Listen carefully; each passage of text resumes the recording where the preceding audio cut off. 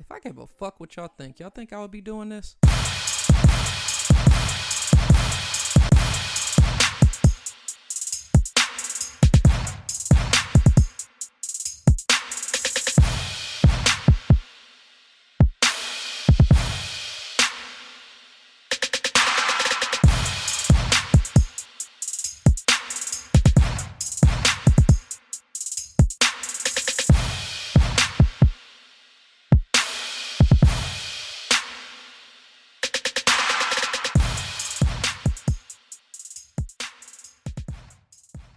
Welcome to the FMFU podcast, the podcast that's from me, for us. Vulgar but true, real and never fake.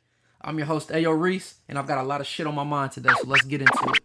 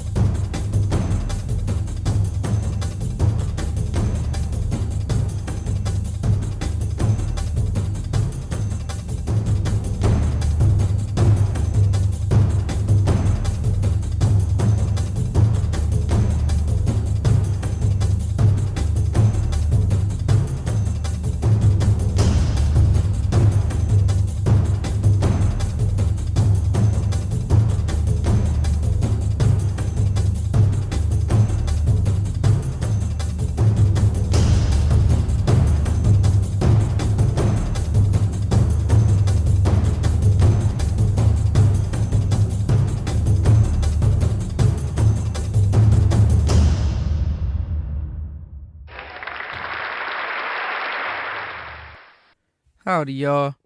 I'm not sure how y'all feeling today or have been feeling these past couple weeks, but I'm gonna tell you one thing. I've been feeling fucking strong. I've been feeling fucking empowered. I'm feeling fucking important. But ultimately, I'm feeling like the world has been revolving around us as it fucking should be. I wanted to wait a couple weeks to discuss it, as I know some people weren't able to check it out quite yet at the time, but I just have to go on record and say that Black Panther was amazing, fire, crack, whatever you want to call it. I expect nothing less since it's coming from Marvel, the director Ryan Coogler, and the ensemble cast. But don't just take my word on it. It was announced that Black Panther has officially crossed the opening weekend box office of $240 million, which is a record, by the way. Other records it broke included $108 million in its second weekend, which is the biggest opening 2 weekends in a row for an African-American director, the top scoring superhero film on Rotten Tomatoes, which the score was 97%, and the biggest Friday weekend opening of all time. This supplants the previous champ, which was the movie Deadpool, which took in $152 million over the 4-day President's Day weekend back in 2016. It's also projected that this movie's going to be able to cross that Billy mark itself. Shit's amazing, man, and honestly, it just goes to show what we can accomplish by uniting together.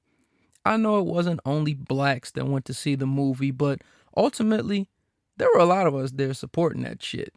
Lots of people on my timeline showcasing their black excellence and going to see it 3 times, 4 times. I seen somebody talking about that they were going on their 6th time. I mean, it's crazy. How many ever times you went? Another thing, I didn't see anybody selling any bootleg copies in the barbershop. Now, I was only there for 1 day, but I didn't see anybody coming in with no bootleg copies. I didn't see any copies that were posted online or any that were even, shakily being recorded and uploaded to Facebook, which is, that shit's hell of an accomplishment as well. Remember them bootleg ass recordings back in the day? People, mind you, there's no smartphones. People had to take the whole JVC video recorder in and just record that shit. And that bitch would be shaking the whole time. You get the small silhouette heads will pop up at the bottom from people walking in front. the 90s era was a terrible era for bootlegs. But anyways, I'm not sure, if y'all saw any, but I just know for me personally, and being that I follow a lot of people from different places and different areas and things like that, I didn't see any bootleg copies of it being uploaded online anywhere. And it's just, as I said, it was amazing. It is an amazing feat. And it reinforces one of my favorite quotes, which my favorite quote, well, one of them, because I have a lot, one of them is strength in numbers.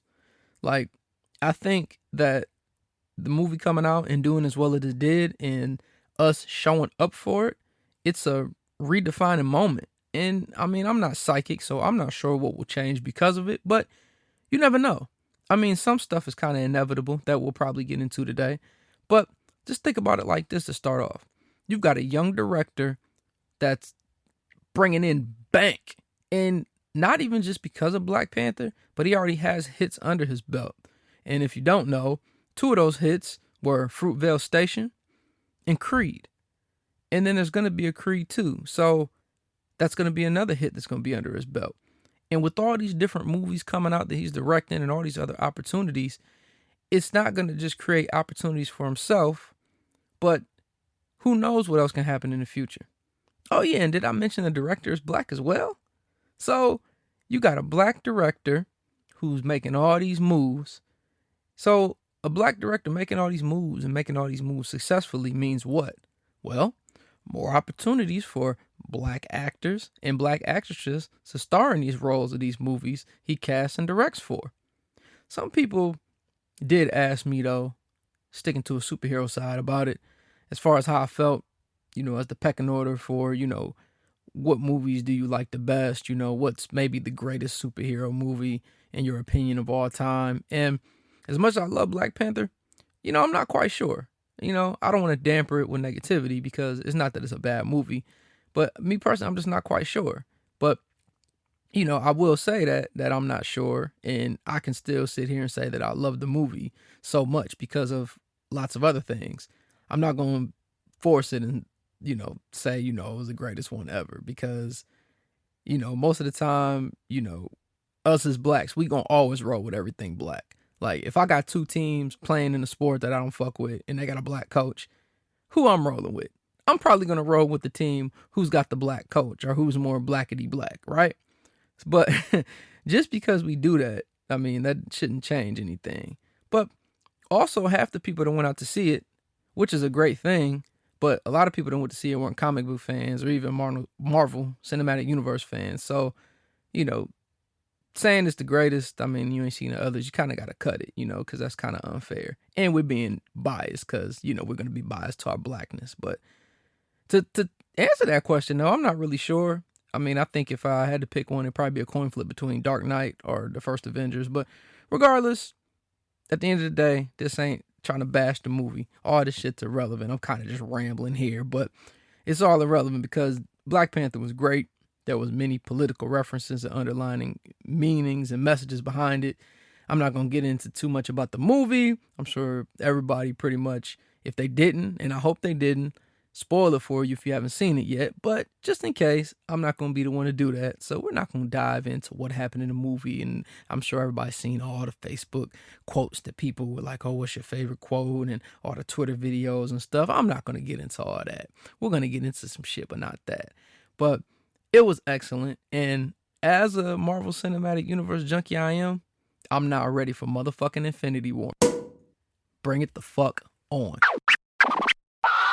We as the urban millennials are always ones to be so quickly to jump and divulge in the newest hot takes or newest quote unquote cup of tea, as we like to call it. That ain't none of my business. But this world and society of pop culture has and probably always will be more of a what have you done for me lately type of world. Someone could do something generous for somebody for 5 months in a row. Every day on the 1st, this person does this. But let the one time it happens on that 6th month that person doesn't do what they normally do or do what you want them to do, only thing that's remembered is that one fucking month where they didn't do what you want them to do. The situation like this happened as of recent because we are always about the hot take. when the newest one comes out, we jump on board like Noah's Ark or some shit. The trending topic on Twitter of Pound Black Panther changed to Pound Black China faster than you can say Chadwick Boseman. By now, everybody knows what the deal is, as she's got exposed for that 1-minute tape of her giving some head. I'm trying to do the opposite of all the negative people and not say anything too much about it, because I'm not the one to slander anyone for what they do privately. But I am going to say this. I feel that even though she used to be a stripper or whatever she used to do in her background or whatever her past is, I still don't think she has a right to be exposed against her own will. Maybe that's the sensitive side in me because, I have a lot of women in my life and I could only imagine. But, I just think that that's not right. I mean, we all say what we say, but it's just not. Now, a lot of people probably thinking, well, shit, my nigga, I mean, she used to expose herself all the time at King of Diamonds, nigga. I was in there seeing her, da-da-da-da-da. And yeah, that may be true. But, I mean, ultimately, you got to think about it. She was doing that to get money. And that's besides even that fact. That was by choice. The video that came out wasn't by choice. It was leaked, or if she leaked it herself, she's playing that it got leaked. Whatever conspiracy theories you want to come up with. But, it's a difference between, I'm choosing to strip to get money, than, a video comes out where, I got a dick in my mouth. Oh. Like, so it's all going to be jokes on the internet. And of course, Black Twitter. I told you, Black Twitter's undefeated. I seen somebody the other day was like, well, do people still get on Twitter? And I remember I was like that for a few years. Like, I just stopped fucking with Twitter. But then I realized, I don't know, I got bored. Like, I was using it for sneaker releases. I got good ways to get sneakers off of Twitter. Like, that's why I used to get a lot of J's. But I used to use it for just sneaker releases. And then one day I got bored. I started looking. And there just was so much craziness on there. And it was so funny. I'm like, man, Black Twitter be clowning. But so Black Twitter's undefeated. And Facebook and whoever else, whatever site, whatever you're on or people you talk to, they're going to clown because, yes, the perception of that motherfucking head was super weak. But it's really not right to be real.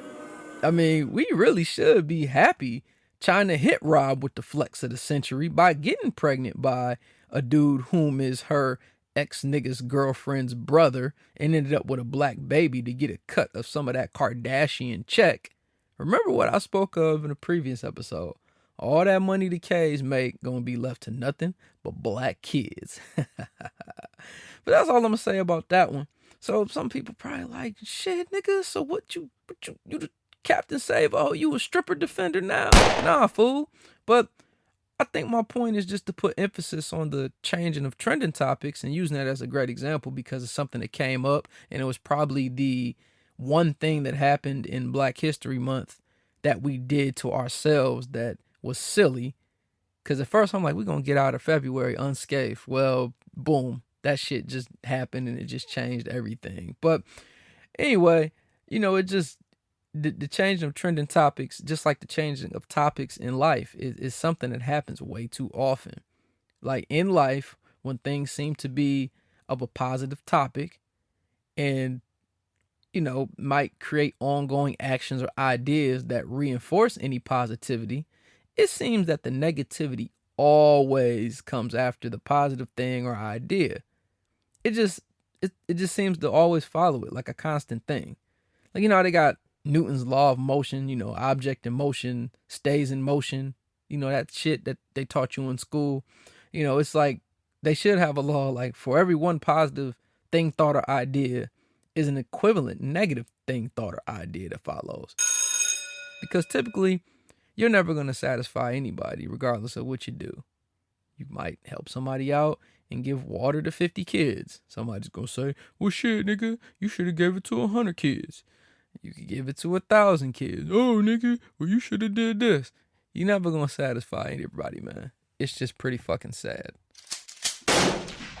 On top of not being able to satisfy everybody, I mean, one thing personally that always irks my nerves with the negative thoughts that come after the positive thoughts is that it makes you really sit here and think that people just don't appreciate a win or even what you have when you have it. Like, people got to sit down and realize that a win is a wib or a dub is a dub. It doesn't matter how you get the win, as long as you play by the rules, used integrity to get it, and, ultimately, just as long as you or someone who you root for or support gets it. Am I right or am I right? People don't even appreciate something simple as, I don't know, this might sound silly, but something as simple as letting somebody use your iPhone charger to charge their phone. You ever let someone use your charger for their phone to juice their shit up, and you go back for it, you like, hey, like, can I get my charger back? And then this motherfucker hits you with, shit, how much juice you got on your phone? Bitch ass nigga, it is my fucking charger. Like, I don't care if I'm at 85%. Like, nigga, give me my shit back and be happy I let you use it instead of, damn, he about to take his charger back. like what Kane said to Menace to Society? Oh, you think you a baller, huh? Nigga, give me that shit. Give me my shit. But this is a small, everyday, always asking for something to ask friend type example. Let's look at Black Panther again for a bigger example. I already mentioned the positivity of Black Panther and also slightly mentioned the negativity that followed about the Black China video. But besides that, there are other negatives that followed from the release of the movie. Well, let's think about it. When anything comes out and any movement that occurs that have to do with Black power or Black excellence, we know it's always some type of backlash, even when the Black power movement is all positivity and isn't about downing of other races or ethnicities or any other causes. Ironically enough, some of the backlash even comes for our own kind. One of the memes I kept seeing all the time when people were posting about Black Panther and seeing it and how it was such a good movie, one that really pissed me off, or grinded my gears, whatever you want to call it, was, shit, y'all niggas so quick to go see Black Panther, but y'all wasn't rushing in the movie theater to see 12 Years a Slave. This is the type of negativity that I cannot stand. And as much as I always reference memes and play off of them with the quote unquote meme Bible, I cannot stand stupid fucking memes like that. Why does it have to be an issue for people of all ages to be excited about going to see a Marvel superhero movie who has a 99% black cast? So just because people went to see Black Panther, no one went to see 12 Years a Slave? You making an ass out of you and me, bruh. That's assuming. So just because someone might not be posting about it, or because someone wasn't hype about going to see 12 Years a Slave, or even if they didn't want to go see it, it doesn't make them a bad person, or it doesn't make them wrong. I know plenty of people who posted a while ago that they went to go see it, and they also said that they enjoyed the movie. The people who didn't see it probably have different reasons for not wanting to go. One could be that they are, well educated on their history and feel that they don't necessarily need to watch the movie for those reasonings. Others, which I think I would include myself in this other category, others could feel that they don't have to spend their bread on a movie about history. Because, I'll be real with y'all, speaking for myself, history was never my strong suit, as it wasn't really my favorite topic in school. And a lot of times I kind of got bored with it. Now, sidebar, I will say the older I get, I think I'm starting to appreciate it more, because it seems like a lot of our history we were stripped of, and some things we were taught incorrectly in school. So it changes things now. But all that you get my point, man. The point is just, it's bad enough that stuff was going around online about, I seen one meme where it was like, it had like the Black Panther poster where it was like where he was looking at his claws. And then I think one, it was like said nigger man. And he had a fucking watermelon in his hand. Like, it's going to be hate. Like, then there's fucking articles on Twitter talking about Black Panther isn't representing enough of insert whatever type of people. Or, people A. Oh, Black Panther isn't representing enough of people B. They ain't representing enough type of people C. Blah, blah, fucking blah. But the negativity within our own has to stop, because I talked about this before. This was in before to, light skin versus dark skin. Us going to war with ourselves and ultimately going to war with ourselves is just a battle that nobody wins. They want us to take each other out. So just because somebody is hype about the movie doesn't mean that they don't appreciate 12 Years a Slave or they didn't see it. Don't assume. I also saw some other shit, man, that kind of just had me like, what the fuck? Like, so there was a few posts online circulating about some people were saying that, and this was even before the movie broke the record or before it even did any numbers. Like, who knows? Like, it wouldn't have necessarily ever been a dud because it's Marvel, but we don't even know what the numbers could have been like. But there was a fucking post online going around talking about Black Panther and them should donate 25% of their profits to the African American community. It even was at a point where there was a petition for Marvel and Disney to invest 25% on a website, and people were on there trying to sign it. Now, let's not get this twisted. I'm not trying to sound like a rich, cocky bastard because I'm neither one, but I'm all for the donations and I'm all for helping others out for a good cause. And I feel that when you get on a certain level, you should be able to try to say, hey, other person, work hard. I'll pull you up. I'll help you out and do what I can do. Do whatever you can when you're, somewhat successful or made it out on what you would consider the top, which if you started from the bottom, then the top is whatever next level you get to. My thing is like, why does every time someone in the Black community, I guess in this case, Black movie, start to do well for themselves, or in this case itself, why does everyone always look for a fucking handout or feel that they're just obligated for a fucking hookup? I think this is a mentality that needs to be stopped. You shouldn't assume that, oh, well, my nigga did this, so I'm about to get all of this. Or, oh, shit, this movie about a Black superhero with a Black cast, let's try to eat off of that. And even if you do think that, how you going to state an amount? Well, rather a percentage amount that needs to be donated. 25% of the movie earnings? Who comes up with this shit?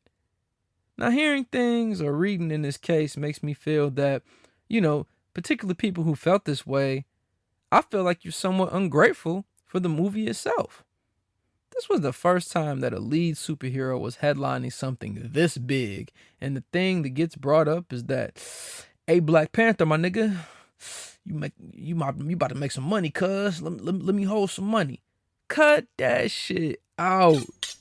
You can't designate how much a movie should give away based on what you think you know, because most movie companies can't just throw money away as easily as it seems. Studios have to pay, negotiated contracts with their actors.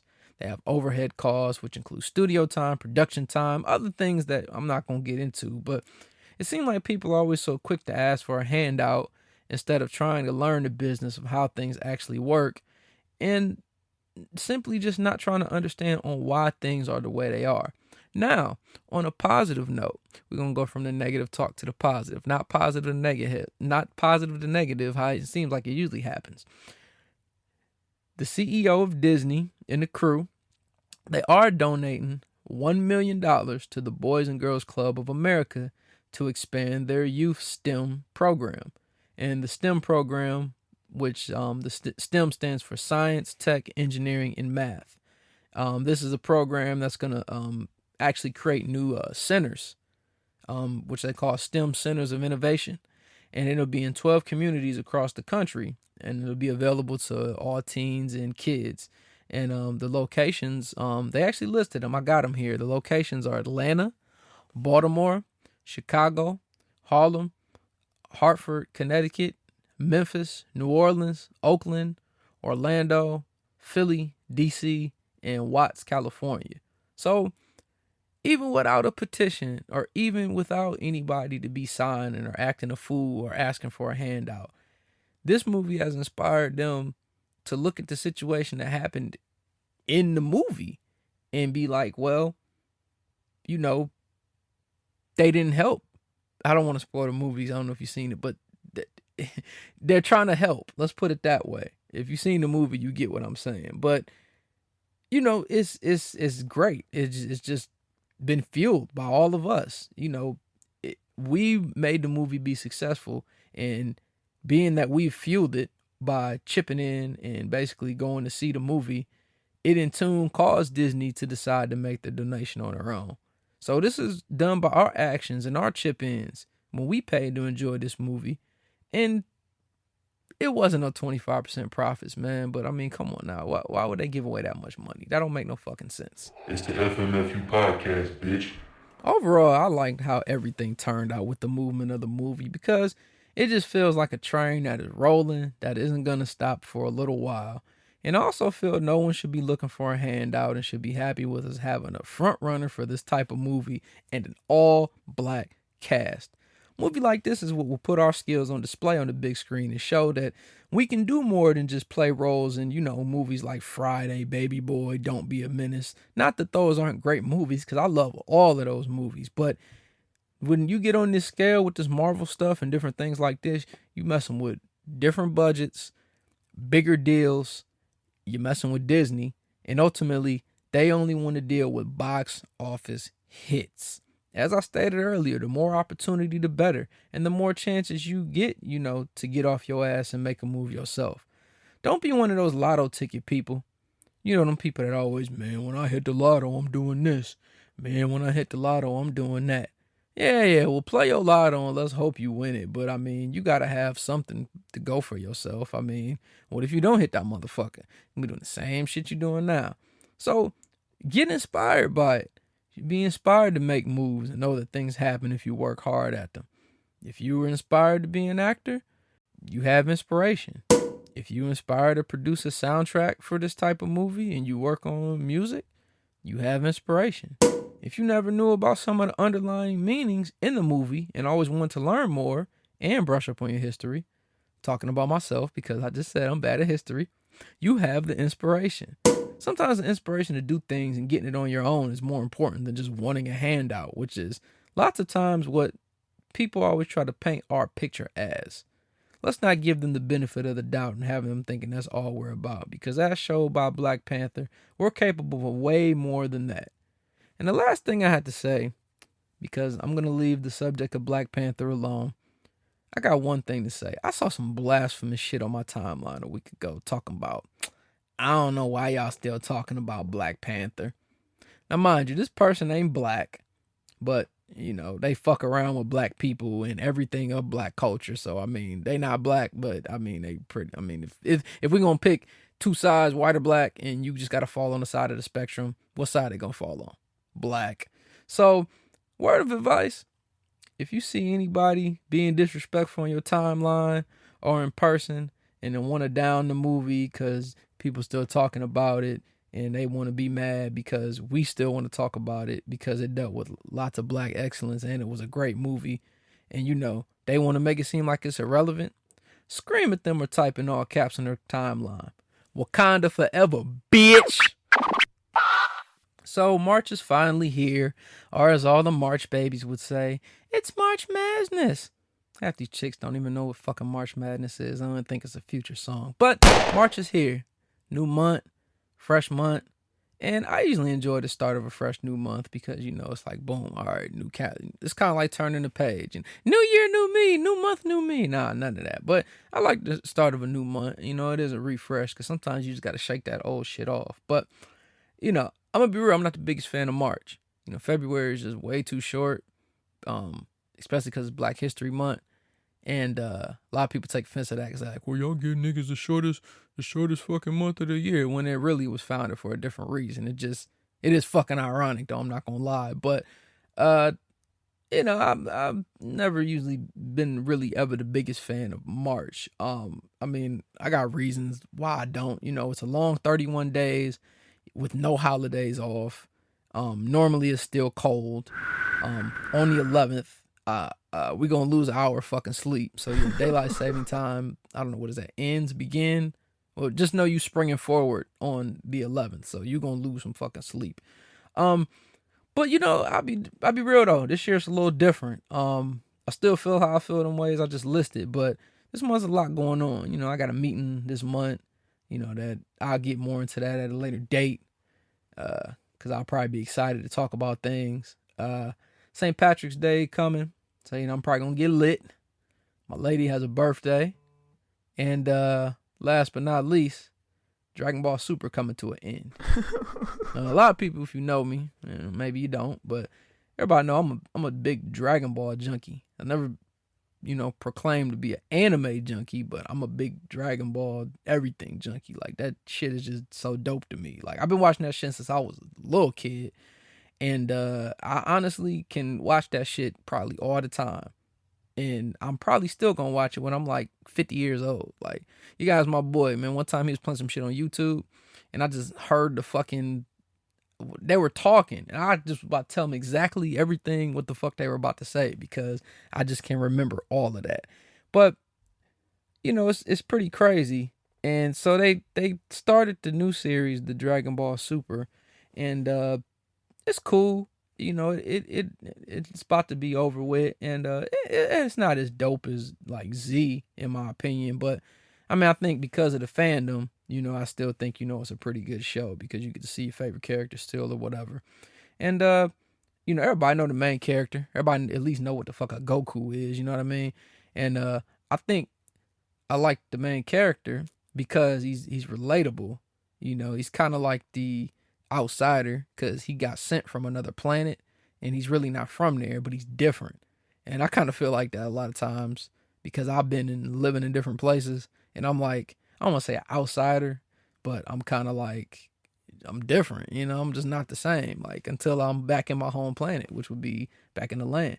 But another thing that stick out to me too is, like, Goku, he's never been perfect, because of where he come from and what they represent. I mean, he's also not perfect because he took a couple major L's, because the motherfucker died twice.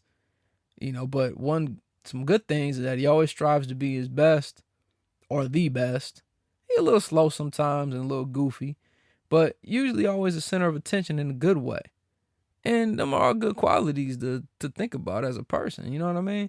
So, and this is all coming from a cartoon, right? Shit crazy. But I remember there was one thing that was said in an older episode of the show. I think it was like during Z or some shit. And it was some shit that always stuck with me since I was a younger kid. And it was that, it was just like, I just can't stand here and not do anything.